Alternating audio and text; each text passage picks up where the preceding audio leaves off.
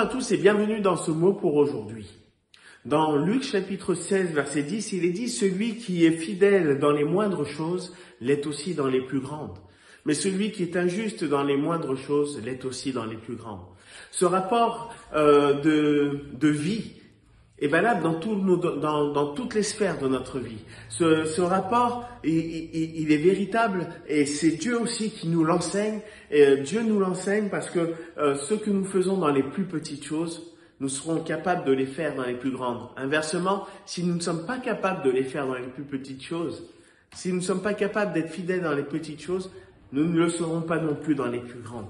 Et de nombreux passages dans le Nouveau Testament nous parlent de cela, mais je voudrais vous parler d'un témoignage que nous retrouvons dans l'Ancien Testament, notamment dans le livre de Daniel, avec cet exemple de ce jeune qui est déporté à Babylone, mais qui a dans son cœur d'aimer, d'honorer, de suivre, de ne pas abandonner son Dieu, l'Éternel. C'était le Dieu de ses pères et il savait que là où il était, c'était à cause du péché. Je voudrais juste vous rappeler que le péché nous sépare de Dieu. Mais aujourd'hui, il y a aussi un choix important à faire pour chacun d'entre nous. C'est celui de revenir à lui, d'accepter Jésus-Christ. Jésus-Christ, c'est celui qui nous permet de rétablir cette communication avec lui, de reconnaître encore le vrai chemin de la vie et de pouvoir continuer d'avancer d'une manière différente. Et c'est ce que va vivre Daniel. Lorsqu'il va considérer l'Éternel dans sa vie, il va résoudre, il est dit, notamment dans le chapitre 1, de ne pas se souiller avec les maîtres du roi. Il ne voulait pas avoir une vie corrompue, il ne voulait pas partager ce que eux partageaient. Et il est dit que ainsi il va être éprouvé. Il va être éprouvé pendant 10 jours. Il ne mangera que des légumes, des aliments sains. Et la Bible nous dit que alors que tous les autres jouissaient de tous les aliments, des mets gras, des mets de tout genre, Daniel avait un meilleur embonpoint et un plus beau visage que tous les jeunes du royaume.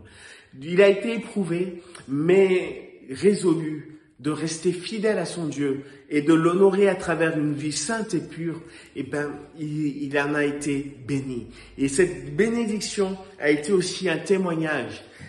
Là, plus tard, dans le chapitre 2, il va y avoir aussi un temps où le roi Nebuchadnezzar va avoir un songe.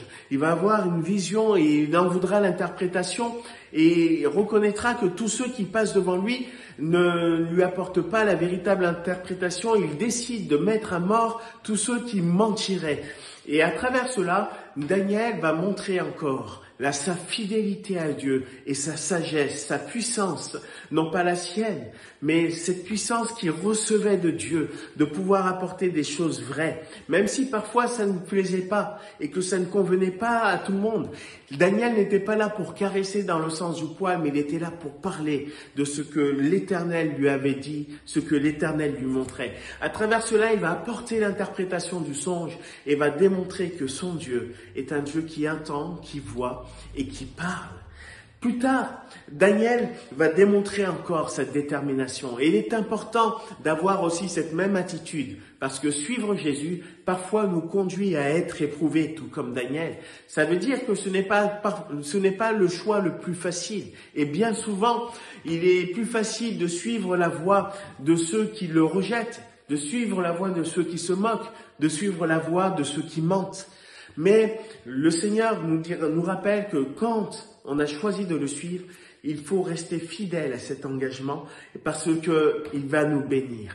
Daniel va vivre ceci alors que le roi Nebuchadnezzar va dresser une statue. Et tout le peuple est invité à se prosterner devant cette statue comme si Nebuchadnezzar était un dieu. Et Daniel ainsi que ses amis ne fléchiront pas les genoux devant cette statue, parce que il n'y a qu'un seul Dieu. Il n'y a qu'un seul Dieu vivant, et il est dit, et il y a un commandement qui dit que tu adoreras ton Dieu lui seul. Et Daniel ne voulait pas se prosterner devant un autre Dieu que l'Éternel, car il n'y a point d'autre Dieu que l'Éternel. Alors il va marquer sa détermination et sa volonté. Cela va le conduire à être confronté, à être jeté avec ses amis dans une fournaise ardente. Et une chose va se passer alors qu'ils vont être jetés dans cette fournaise qui va être intensifiée pour être sûr que Dieu ne les délivrerait pas. Il va voir, Nebuchadnezzar verra une quatrième personne dans ce feu avec Daniel et ils ressortiront. Le feu ne les toucheront point et leurs vêtements ne seront point touchés. L'Éternel était avec eux. Je voudrais vous dire que quoi qu'il arrive, lorsqu'on compte sur le Seigneur, qu'on lui reste fidèle, qu'on est déterminé dans le choix et la direction que nous avons de suivre, l'Éternel est avec nous.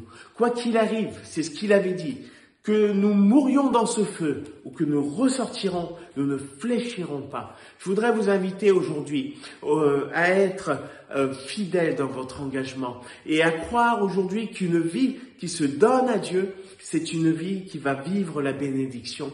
Alors que le Seigneur vous bénisse, acceptez Jésus-Christ, recevez-le et soyez lui fidèle encore. Soyez bénis et je vous dis à bientôt.